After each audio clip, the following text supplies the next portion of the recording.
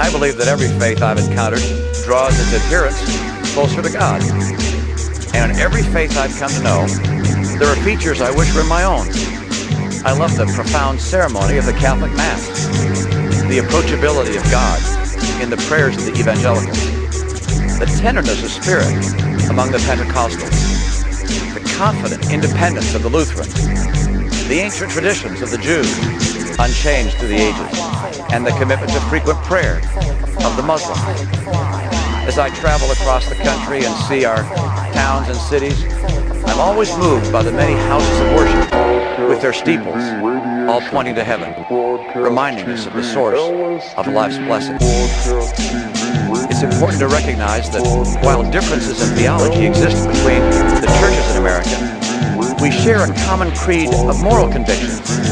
And where the affairs of our nation are concerned, it's usually a sound rule to focus on the latter, on the great moral principles that urge us all on a common course. Whether it was the cause of abolition, or civil rights, or the right to life itself, no movement of conscience can succeed in America that cannot speak to the convictions of religious people.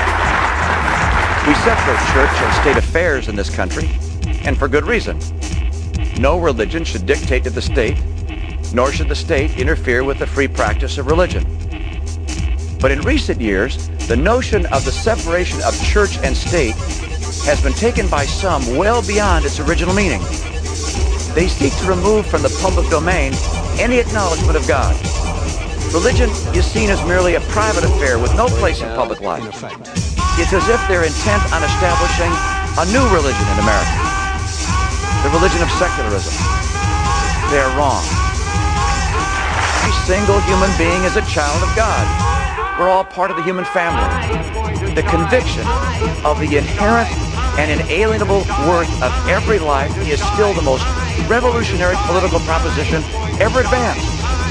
John Adams put it that we are thrown into the world, all equal and alike.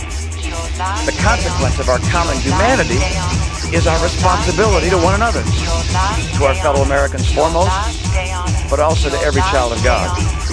It's an obligation which is fulfilled by Americans every day, here and across the globe, without regard to creed or race or nationality. In effect, Americans acknowledge that liberty is a gift of God, not an indulgence of government. The history of the world have sacrificed as much for liberty.